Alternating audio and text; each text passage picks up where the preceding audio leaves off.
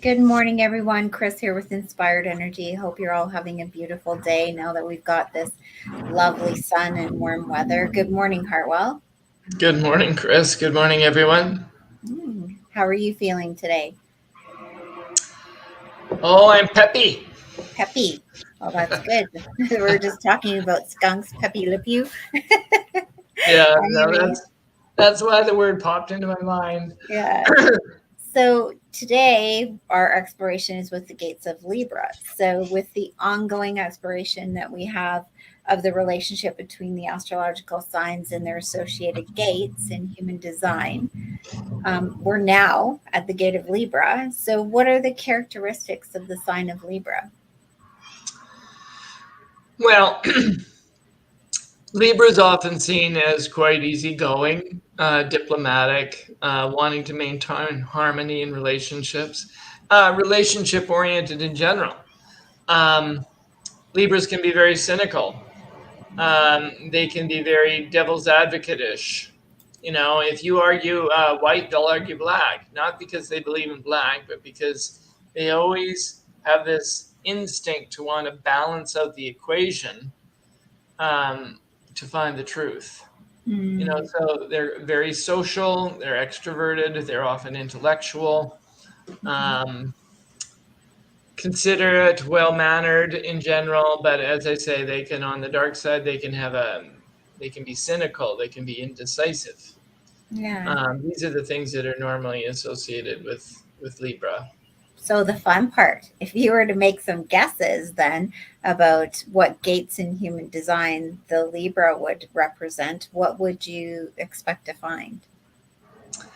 Well, I would think maybe collective circuitry, Hmm. which is about improving and sharing what one learns in a objective, non-attached way. I might expect that.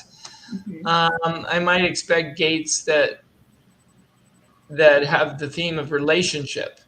You know, emotional, maybe not, maybe emotional, but Hmm. something that has to do with relationship. Um, Maybe mental gates because Libra's an air sign. Okay. Um, so those are some of the things I might guess. Hmm. Yeah. And as far as archetypes, because we like diving into the archetypes here, what kind of archetypes would you say are associated with the sign of Libra? The peacemaker, the fine artist, the diplomat, the host, the companion. These are archetypes Mhm. that are associated with Libra. Interesting. So then let's dive into the gates now. What gates are associated with Libra and what do they mean? Well, last week we saw gate 46, which is in the G center, and it's a straddle gate, straddling the Virgo and Libra. It's the gate of determination. Um, I don't know I have much more to say about that this morning. Hmm. It doesn't seem to be feeling very Virgo-ish or Libra-ish to me. Hmm. But our first full gate of Libra is gate 18, which is called the gate of correction. And this is a gate that's part of the collective logical circuitry. And it's really about enjoyment of discovering and naming and correcting what needs to be fixed. Work on what has been spoilt, I think, is the I Ching name for it, the ancient I Ching name. Hmm. And it's about seeing, what in society needs to be improved. So it's often about human rights. Um, And the correction is about restoring vitality, restoring health to the collective. Hmm. Um, Seeing what isn't healthy, seeing what is corrupt, and calling it out. So that's gate 18, and that does feel quite Very Libra-ish. good to Yeah. me. Yeah. Yeah. I would say too. Yeah. Mhm. Hmm. The next gate, and we're taking them sequentially. I think one time I kind of made the mistake of not taking them sequentially, and it it lost something. But gate 48 is the gate of depth. And it's also in the spleen. I don't know if I mentioned that. Gate 18 is in the spleen. And gate 48 is in the spleen. And it looks up towards the throat. And this is the gate. It's also collective logical circuitry. And it's about a deep awareness, rooted in instinctual memory, that brings depth brings depth to the process of looking for solutions to the problems of society. So where gate 18, which is on the other side of the spleen from this, sees what needs to be improved. This is what, the gate 48 is often what finds the solutions to that. So that's pretty interesting. Mm-hmm. Gate 57, also in the spleen, is individual circuitry. And this is a deep inner attunement to sound that alerts us to the vibrations of the physical, the emotional, and the psychic world. So intuitive clarity, that gate, it really,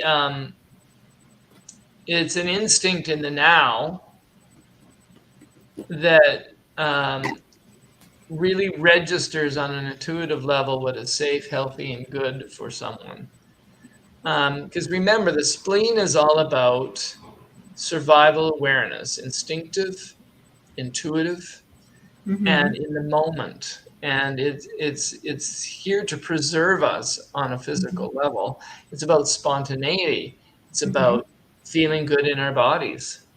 So here, all these three gates we've seen are all splenic gates so far.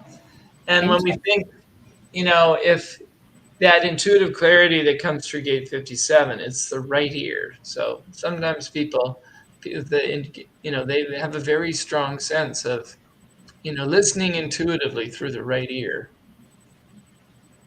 Gate 32, the gate of continuity, is also in the spleen, and this is tribal circuitry. So this is about entering into a contract on a tribal level. That's what tribal circuitry is about, so that we can share with each other, so that we have a mutual back and forth contract. So here in gate 32, we have the ability to adapt, yet remain true to our nature. What is good for the collective on a resource level? It's about understanding what can and cannot be transformed. An interesting point I came to was that this is sometimes called the gate of prolonged indecision. Because the gate 32 is inherently conservative, which means that it values what works successfully about what already exists in society. And yet it's also linked up on the other side to create the gate of transformation. So it has to be unknown to risk. It has to be open to the unknown and the possibility of taking a risk that might lead to failure. So paradox here. It's like, I value what works from the past, but I realize that sometimes things need to be transformed. So it can create this paradox energy. And therefore the indecision, at least temporarily. So that also feels quite like Libra. Yeah, and like there's like this kind of balance, the known and the unknown, right? Yes, the weighing the weighing of the factors between the two. Right. The final gate, or another gate, is gate 50. And this is a straddle gate. It's called the gate of values. It's also in the spleen. And it is all of them are? All of them are. Wow. Well, we saw 46, which was straddling. It was in the G center. But the rest of them have all been in the spleen. And this is a tribal circuit. It's the guardian. It's the gate that establishes what is right and wrong. It guards the values and integrity of tribal law. And its purpose is to nurture the physical survival of a family. So the way we choose to nurture our children, out of care for them, in terms of for their physical survival, becomes the source of a lot of our moral conditioning, and that is, in gate 50, the gate of values. It feels, I don't know, it feels like it has some of the intensity of Scorpio to me because it straddles into Scorpio, but it's like here, there's not that lawgiver energy. Well, Libra has been associated with law in the past and in astrological literature. So, maybe that is Libra-ish, but it's both. Well, it's the scales of justice, right? Yeah, Libra's got the scales. that's right. Yeah.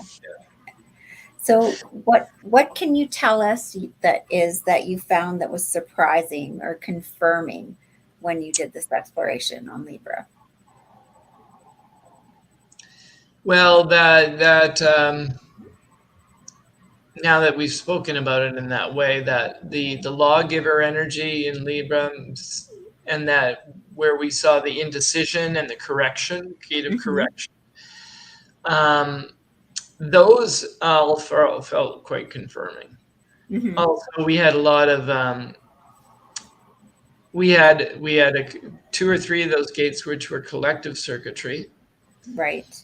That felt confirming. What surprised me was that all of these gates are in the spleen. That surprises me too. Yeah. Yeah, I don't really see Libra as a instinctive kind of sign. Spontaneous, instinctive, intuitive. That hasn't been my association with Libra up till now. So, it makes Libra feel like a much more instinctive, intuitive sign than we probably.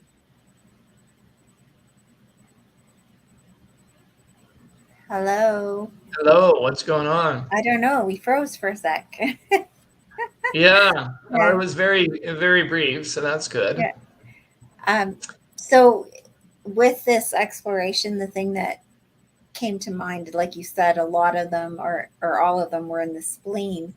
But then doesn't that mean that it's just instinctual or part of their makeup to be this being that automatically balances the scales? Like you were saying, if you say white, they say black. Like it's just automatic for them to do that because of their design. And then the gates would confirm that kind of design, would they not? Well, we could say in a way, Kris, that anything that you have in your chart as a definition is inherent to you. But yeah, I mean, we're seeing that some of the qualities that we're talking about do arise out of a survival-based motivation. So yes, in that way, yes, it's arising from that. In that the spleen is very in the moment. That kind of awareness is very in the moment. So it shows that Libras are much more present to survival fears than I might have guessed. If that makes sense. Yeah, that makes sense. Do you have any last comments about this for us?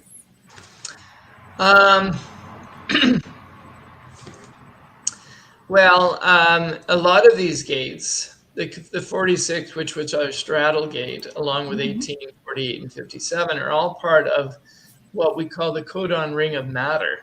Oh, and these are responsible for materialization. For bringing spirit, in a sense, into the physical. That's what they're responsible. So 18 brings, for instance, perfection to Earth through the mental plane because its highest energy is perfection. Right. With 46, it's ecstasy. When we bring spirit fully into matter, then the experience is ecstasy. When we bring with gate 32, this is about learning how to preserve life, and at the highest level to venerate it, to be reverent towards life. That's the gift of the 32. Nice. So I always like to invoke those words because they're so beautiful and they're so powerful. They are. And to remind us, and gate 50, its highest energy is harmony, which has, is a word that resonates for me with Libra. Mm-hmm. So it's a good reminder. I like bringing in the gene keys at the end because it reminds us that these 64 gifts that we're exploring from a human design perspective are the catalog of our potential as human beings. Mm-hmm. Yes. So to me, it reinforces this idea of we are one species. We are one, we form a collective energy, all people on the planets who are humans. And Mm-hmm. we are focusing the energy of these 64 gifts in various ways. Mm. And at the highest level, each one of those gifts is a facet of divinity. How lovely. That's a wonderful way to put it. Yeah. Beautiful. So with that, I guess we'll sign off for today. And next week, woohoo, drum roll, we get Next week is probably Scorpio. one of your favorites, Scorpio. So you should have lots to say about next week because Well, I am a Scorpio, but yeah, it's like, yeah. Exactly. So just a reminder, if anybody wants to dive deeper into their charts, they can give us a call here at 597-596-3333 and book an appointment with Hartwell, and we'd be happy to dive deeper into your charts and explore and your self-development with you. For that, we're going to say so long, goodbye, God bless, and we'll see you next Wednesday.